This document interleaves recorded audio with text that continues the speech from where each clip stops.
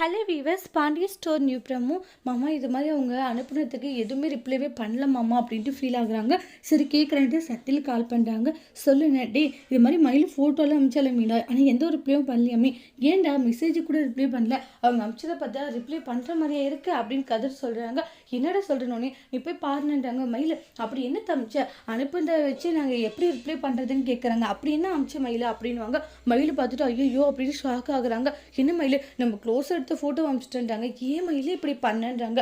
இப்படியே பண்ண சொல்ல அதுக்கு தான் அவங்க இப்படி சொல்லியிருக்காங்க. சாரி மாமா அப்படின்றாங்க. அதுக்கப்புறமா செந்தில் கால் பண்ணி சாரிடா, அவள் தெரியாத அந்த ஃபோட்டோ அனுப்பிச்சிட்டா, சரி ஃபஸ்ட்டு அதை டெலீட் பண்ணி சொல்லுங்க அப்படின்வாங்க. அப்புறமா டெலீட் பண்ணிட்டாங்க. பார்த்து அனுப்பக்கூடாதா மயிலுன்றாங்க. மாமா சாரி மாமான்றாங்க. சரி விட நெக்ஸ்ட் டைம் அனுப்பும்போது பார்த்து அனுப்பு சரியா அப்படின்னு சொல்லிட்டு போயிடுறாங்க.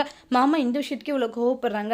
நம்ம நிறைய விஷயத்த மறைச்சிருக்கோம், அதை நினைக்கும் போதே ரொம்ப கஷ்டமா இருக்கே அப்படின்ட்டு மயிலும் ஃபீல் பண்ணுறாங்க. மாமா கிட்ட நம்மளோட விஷயத்த சொல்லாமா வேண்டாமா அப்படின்னு யோசிக்கிறாங்க.